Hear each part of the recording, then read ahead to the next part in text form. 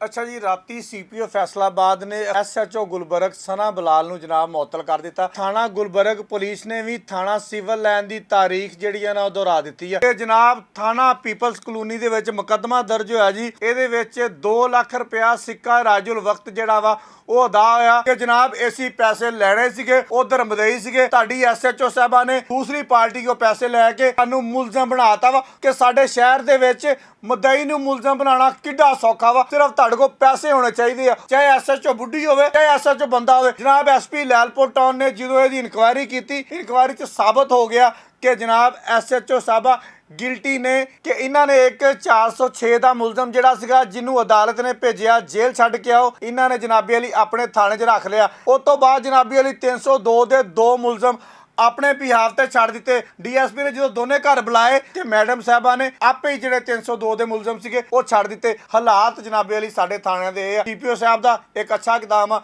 अस्सलाम वालेकुम।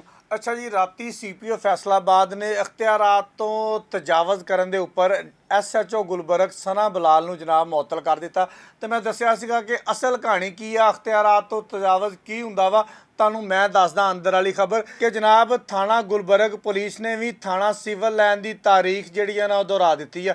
ਇਸੀ ਜਨਾਬੇ ਵਾਲੀ ਥਾਣਾ ਸਿਵਲ ਲਾਈਨ ਦੇ ਵਿੱਚ ਦੱਸਿਆ ਸੀਗਾ ਕਿ ਅਗਰ ਮੁਲਜ਼ਮ ਆ ਤੇ ਉਹ ਮਦਈ ਕਿਸ ਤਰ੍ਹਾਂ ਬਣ ਜਾਂਦਾ ਵਾ, ਅਗਰ ਮਦਈ ਆ ਤੇ ਉਹ ਮੁਲਜ਼ਮ ਕਿਸ ਤਰ੍ਹਾਂ ਬਣ ਜਾਂਦਾ ਵਾ।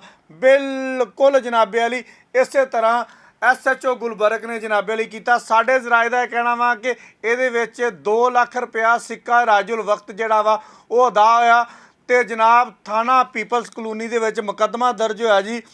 2041/24 ਮੁਹੰਮਦ ਸਦੀਕ ਵਲਦ ਮੁਹੰਮਦ ਹਨੀਫ ਦੀ ਮਦਈਅਤ ਦੇ ਵਿੱਚ 499 ਐਫ ਦਾ ਚੈੱਕ ਦਾ ਪਰਚਾ ਦਰਜ ਹੋਇਆ। ਜਨਾਬ ਇਹਦੇ ਵਿੱਚ ਜਿਹੜਾ ਮੁਲਜ਼ਮ ਸੀ ਨਾ ਰਾਣਾ ਅਬਦੁਲ ਵਦੂਦ ਸਾਹਿਬ, ਉਹਨਾਂ ਨੇ ਜਨਾਬੇ ਵਾਲੀ ਉਹਨਾਂ ਨੂੰ ਪਤਾ ਸੀਗਾ ਕਿ ਅਸੀਂ ਚੈੱਕ ਜਿਹੜਾ ਵਾ ਸਦੀਕ ਨੂੰ ਦਿੱਤਾ ਹੋਇਆ ਵਾ, ਸਦੀਕ ਨਾਲ ਸਾਡਾ ਪੈਸਿਆਂ ਦਾ ਲੈਣ ਦੇਣ ਚੱਲ ਰਿਹਾ ਵਾ। ਇਹਨਾਂ ਨੇ ਜਨਾਬੇ ਵਾਲੀ 29 ਤਰੀਕ 7ਵਾਂ ਮਹੀਨਾ 2024 ਦੇ ਵਿੱਚ ਇੱਕ ਦਰਖਾਸਤ ਥਾਣਾ ਗੁਲਬਰਗ ਦੇ ਵਿੱਚ ਦੇਤੀ। ਜਦੋਂ ਜਨਾਬੇ ਵਾਲੀ ਐਸਐਚਓ ਉਸ ਵਕਤ ਦਾ ਜਿਹੜਾ ਵੀ ਹੋਏਗਾ ਉਹਨੂੰ ਪਤਾ ਲੱਗਾ ਕਿ ਝੂਠੀ ਦਰਖਾਸਤ ਦਾ ਕੋਈ ਮਾਮਲਾ ਨਹੀਂ, ਉਹਨੇ ਜਨਾਬੇ ਵਾਲੀ ਇਸ ਦਰਖਾਸਤ ਨੂੰ ਸਾਈਡ ਤੇ ਰੱਖਤਾ, ਇਹ ਤੇ ਕੋਈ ਕਾਰਵਾਈ ਨਾ ਕੀਤੀ। ਲੇਕਿਨ ਜਦੋਂ ਪਤਾ ਲੱਗ ਗਿਆ ਅਬਦੁਲ ਵਦੂਦ ਉਹਨਾਂ ਨੂੰ ਕਿ ਸਾਡੇ ਤੇ ਪਰਚਾ ਥਾਣਾ ਪੀਪਲਸ ਕਲੋਨੀ ਛੋਣ ਲੱਗਾ ਵਾ ਮੁਅੱਜ਼ਜ਼ ਅਦਾਲਤ ਦੇ ਹੁਕਮ ਦੇ ਨਾਲ, ਇਹਨਾਂ ਨੇ ਜਨਾਬੇ ਵਾਲੀ ਐਸਐਚਓ ਸਨਾ ਬਲਾਲ ਦੇ ਨਾਲ ਰਾਬਤਾ ਕੀਤਾ। ਉਹਨੂੰ ਕਿਹਾ ਕਿ ਸਾਡੀ ਦਰਖਾਸਤ ਤੁਹਾਡੇ ਕੋਲ ਪਈ ਹੋਈ ਆ, ਭਾਵੇਂ ਉਹ ਝੂਠੀ ਆ ਤੇ ਭਾਵੇਂ ਉਹ ਫਿਰ ਝੂਠੀ ਆ, ਸੱਚੀ ਵਾਲੀ ਗੱਲ ਇਹਦੇ 'ਚ ਕੋਈ ਨਹੀਂ ਸਾਡੇ ਜ਼ਰਾਏ ਦਾ ਕਹਿਣਾ ਵਾ, ਕਿਉਂਕਿ ਉਧਰ ਜਨਾਬੇ ਵਾਲੀ ਉਹ ਮਦਈ ਸੀਗਾ, ਇੱਧਰ ਉਹ ਮੁਲਜ਼ਮ ਬਣ ਗਿਆ।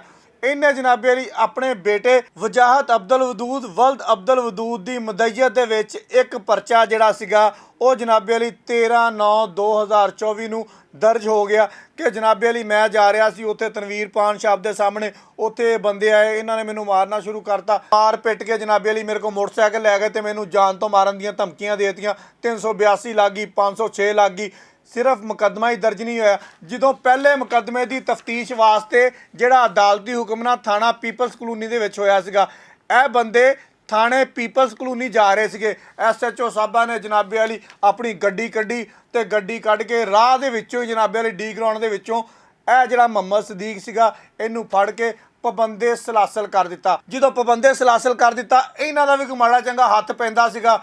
ਇਹਨਾਂ ਨੇ ਜਨਾਬੇ ਵਾਲੀ ਕਿਸੇ ਬੰਦੇ ਦੇ ਵਾਏ ਦੇ ਨਾਲ ਐਸਪੀ ਲੈਲਪੁਰ ਟਾਊਨ ਰਹਿਮਾਨ ਕਾਦਰ ਦੇ ਨਾਲ ਰਾਬਤਾ ਕੀਤਾ, ਉਹਨੂੰ ਦੱਸੀ ਸਾਰੀ ਸੂਰਤ ਹਾਲ ਕਿ ਜਨਾਬ ਅਸੀਂ ਪੈਸੇ ਲੈਣੇ ਸੀਗੇ, ਉਧਰ ਮਦਈ ਸੀਗੇ। ਤੁਹਾਡੀ ਐਸਐਚਓ ਸਾਹਿਬਾ ਨੇ ਦੂਸਰੀ ਪਾਰਟੀ ਕੋ ਪੈਸੇ ਲੈ ਕੇ ਸਾਨੂੰ ਮੁਲਜ਼ਮ ਬਣਾਤਾ ਵਾ। ਤੁਸੀਂ ਇੱਥੇ ਦੇਖੋ ਕਿ ਸਾਡੇ ਸ਼ਹਿਰ ਦੇ ਵਿੱਚ ਮਦਈ ਨੂੰ ਮੁਲਜ਼ਮ ਬਣਾਉਣਾ ਕਿੱਡਾ ਸੌਖਾ ਵਾ, ਕੋਈ ਔਖਾ ਕੰਮ ਨਹੀਂ, ਸਿਰਫ ਤੁਹਾਡੇ ਕੋਲ ਪੈਸੇ ਹੋਣੇ ਚਾਹੀਦੇ ਆ। ਉਹਦੇ ਵਿੱਚ ਜਨਾਬੇ ਵਾਲੀ ਚਾਹੇ ਐਸਐਚਓ ਬੁੱਢੀ ਹੋਵੇ ਚਾਹੇ ਐਸਐਚਓ ਬੰਦਾ ਹੋਵੇ, ਇਸ ਗੱਲ ਦਾ ਵੀ ਭਾਰ ਨਹੀਂ ਰਹਿ ਗਿਆ। ਅੱਗੇ ਤਾਂ ਇਹ ਹੁੰਦਾ ਸੀਗਾ ਕਿ ਐਸਐਚਓ ਖਾਤੂਨ ਆ, ਚਲੋ ਇੱਕ ਇhtਰਾਮ ਆ, ਇੱਕ ਗੱਲ ਆ, ਇੱਕ ਬਾਤ ਆ, ਲੇਕਿਨ ਕੋਈ ਗੱਲ ਨਹੀਂ, ਪੈਸੇ ਦਿਓ, ਭਾਵੇਂ ਐਸਐਚਓ ਬੁੱਢੀ ਆ ਭਾਵੇਂ ਐਸਐਚਓ ਬੰਦਾ ਵਾ। ਜਨਾਬ ਪੈਸੇ ਦੀ ਚਮਕ ਠੀਕ ਠਾਕ ਆ ਇੱਥੇ।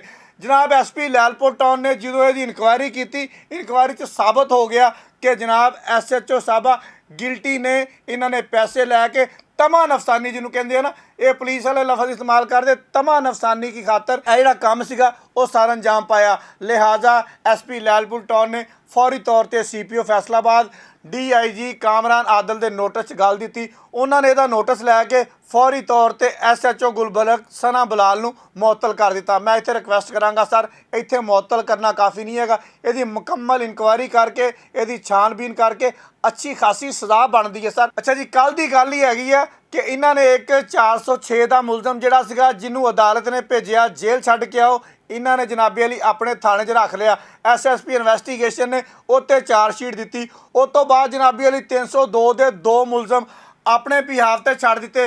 DSP ਨੇ ਪੁੱਛਿਆ, DSP ਨੂੰ ਕਹਿੰਦੀ ਕਿ ਜਨਾਬ ਮੈਨੂੰ SP ਸਾਹਿਬ ਨੇ ਕਿਹਾ। SP ਸਾਹਿਬ ਨੇ ਪੁੱਛਿਆ ਤੇ ਉਹਨਾਂ ਨੂੰ ਕਹਿੰਦੀ ਮੈਨੂੰ DSP ਨੇ ਕਿਹਾ। DSP ਨੇ ਜਦੋਂ ਦੋਨੇ ਘਰ ਬੁਲਾਏ ਤੇ ਜਨਾਬੇ ਅਲੀ ਪਤਾ ਲੱਗਾ ਕਿ ਮੈਡਮ ਸਾਹਿਬਾਂ ਨੇ ਆਪੇ ਹੀ ਜਿਹੜੇ 302 ਦੇ ਮੁਲਜ਼ਮ ਸੀਗੇ ਉਹ ਛੱਡ ਦਿੱਤੇ। ਹਾਲਾਤ ਇੱਥੋਂ ਤੱਕ ਪਹੁੰਚ ਗਏ ਸੀਗੇ CPO ਫੈਸਲਾਬਾਦ ਨੂੰ ਆਮ ਮੈਦਾਨ 'ਚ ਆ ਕੇ ਨੋਟਿਸ ਲੈਣਾ ਪਿਆ ਤੇ ਲੋਕਾਂ ਦਾ ਇਹ ਕਹਿਣਾ ਵਾ ਕਿ ਬਦਤਮੀਜ਼ੀ ਕਰਦੀ ਸੀ। ਜਿਹੜਾ ਵੀ ਉੱਥੇ ਜਾਂਦਾ ਸੀਗਾ, ਸਾਇਲ ਹੁੰਦਾ ਸੀਗਾ, ਕੋਈ ਸਾਫੀ ਹੁੰਦਾ ਸੀਗਾ, ਕੋਈ ਤਾਜਰ ਹੁੰਦਾ ਸੀਗਾ, ਉਹਨਾਂ ਦੇ ਨਾਲ ਬਦਤਮੀਜ਼ੀ ਵੀ ਕਰਦੀ ਸੀ। ਲੇਕਿਨ ਜਨਾਬ ਇਹ 2 FIR ਇੱਕ ਥਾਣਾ ਪੀਪਲਸ ਕਲੋਨੀ ਦੀ ਆ, ਇੱਕ ਥਾਣਾ ਗੁਲਬਰਗ ਦੀ ਆ। ਇੱਕ ਦੇ ਵਿੱਚ ਜਨਾਬੇ ਅਲੀ ਸਦੀਕ ਸਾਹਿਬ ਮਦਈ ਨੇ ਤੇ ਦੂਸਰੀ ਦੇ ਵਿੱਚ ਸਦੀਕ ਸਾਹਿਬ 2 ਲੱਖ ਰੁਪਇਆ ਦੂਸਰੀ ਪਾਰਟੀ ਨੇ ਦਿੱਤਾ ਤੇ ਉਹ ਮੁਲਜ਼ਮ ਬਣ ਗਏ। ਹਾਲਾਤ ਜਨਾਬੇ ਅਲੀ ਸਾਡੇ ਥਾਣਿਆਂ ਦੇ ਇਹ ਆ। CPO ਸਾਹਿਬ ਦਾ ਇੱਕ ਅੱਛਾ ਇਕਦਾਮ ਆ ਜਿਹਨੂੰ ਜਨਾਬ ਅਸੀਂ ਸਰਾਹਨੇ ਆ। ਬਹੁਤ ਸ਼ੁਕਰੀਆ।